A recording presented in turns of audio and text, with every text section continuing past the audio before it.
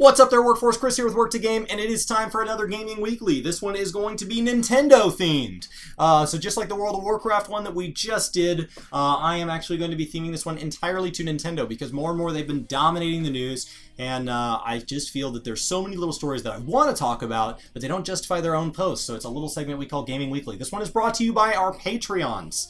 You guys make Brian and I's days so often. You guys are incredible, and if anybody would like to consider becoming one, it's in the description down below, along with links to everything that we are covering today. So let's dive in.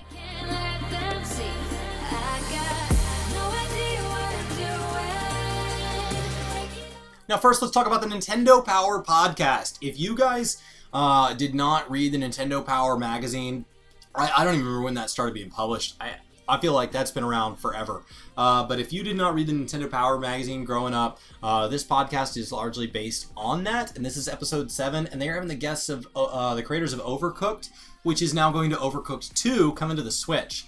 So that is a game that is absolutely ridiculous. Basically, you're going to run around and you're going to start, let's say we're starting a restaurant, and I'm going to make the patties, and you're going to make the burger buns, and so you're going to slice the buns, I'm going to hand you the patties, and then it's going to say, well, somebody wants a cheeseburger. So now you're going to slice the cheese, hand me the cheese, I'm going to put it on the burger, you're going to put it on the bun, we're going to serve it. Now they want tomatoes. And so it just gets more and more complex until eventually the whole thing is coming crashing down. There's different things dishes to wash and fires to put out or something like that. It just gets out of hand, and I look forward to seeing Overcooked 2. I think the Switch is a great place for a party game like that to take place.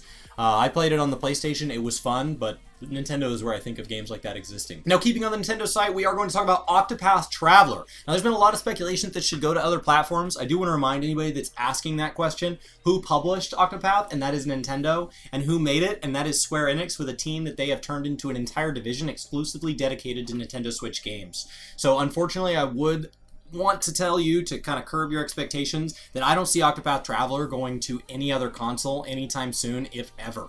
But this is a note from the developers of Octopath, and this is just honestly everything dealing with this HD 2.5D game that is sold out everywhere. Everything that is dealing with that, I am fascinated to follow as news posts and as anything else. I don't feel that this was anything too crazy, but I think that if you guys have not been following this game, I just wanted to talk about it from the standpoint of this game is blowing everybody's minds. And if you have a chance to get your hands on it, you should consider it. So that is really it. I just wanted to say congrats to Octopath for knocking it out of the park. Always great for Square Enix to have another big success under their belt. I'm a huge supporter of Square. They are kind of the JRPG studio, in my opinion. They're the EA or the Activision of JRPGs. They lead the way, and I think that they do a very good job of it. They're very respectful of their fans. They're very respectful of their games.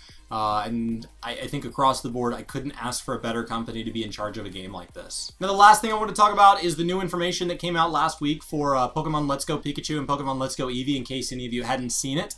Now, this game, of course, does not come out until I believe it's November 16th. Probably says that somewhere in here. But what we've learned is that we will receive our first partner Pokemon, either Pikachu or Eevee, based on kind of the title you pick up there. And that Pokemon is going to prefer to stay outside the Pokeball and be this like little dress-up, pet, cosmetic thing like that. So if you haven't seen a game theorist on kind of what happens when we put Pokemon in Pokeballs, you should go watch that. It's pretty dark, and it makes sense that our first partner Pokemon would not want to be a part of that. But they are going to be kind of either riding on our shoulder or our head, and they're going to become kind of best friends with them. We can pet them, feed them, tickle them. And other than that, we're going to be back in the Kanto region. Professor Oak returns, and we're going to be seeing things with any new species. We're going to see some of the same gym leaders that we saw before, and we'll be able to connect with other players online or via local wireless communications to enjoy intense Pokemon battles. We'll also be able to trade in this way. It is the first time for a mainline Pokemon game that two people can now play together on one system. By shaking the second Joy-Con controller, another player can join the fray. So hopefully kind of the multiplayer aspects of this game are everything that we're expecting. Multiplayer is one of the biggest things that I think this game is missing. It is one of the largest grossing, if not the largest grossing franchise of all time. I think it's outdone Star Wars as of this point. So Pokemon not having a lot of multiplayer experiences in their mainline games is something that I was really hoping the Switch would take advantage of, because it is such a beautiful mobile, yet true console, yet kind of party system, yet it is a traditional console in its ability to support AAA games across the board. I think that this is the right decision at the right time, and I really hope this game has a ton of success. I am really looking forward to November. And the last thing is that Zelda's Breath of the Wild is adding a motorbike to Mario Kart 8 Deluxe, and it looks awesome. So if you guys are Mario Kart 8 players and you're big Zelda fans, this bike looks incredible, and I think that's awesome. Keep supporting these games. Keep surprising us. It's going to be... Link will also gain costume from Breath of the Wild, and the paraglider and ancient tires are now available as Kart parts. So that's it. That's the whole story, and that's all I needed from it. That's all you had to tell me was Breath of the Wild motorbike into Mario Kart. Fantastic. And so that's it. Those are the 4 stories. Not too much, nothing too big, just nice little tidbits of games that I already know and love, that I just am excited to share with you guys. So let us know in the comments below how excited I am blown away by Nintendo's ability to continually release content for existing games, new games, third-party games.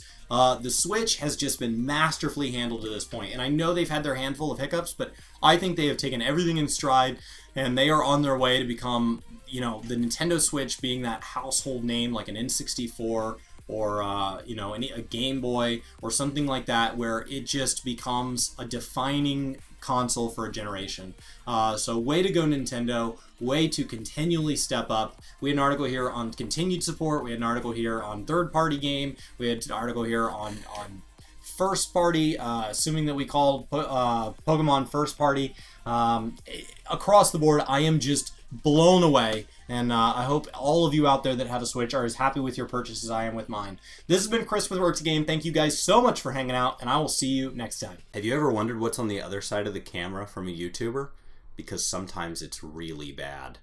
Like right now, my house is under renovation, and so just to show you, there's like a desk with stuff that doesn't have a home, and then there's other stuff that doesn't have a home, and then there's a few things that do have a home.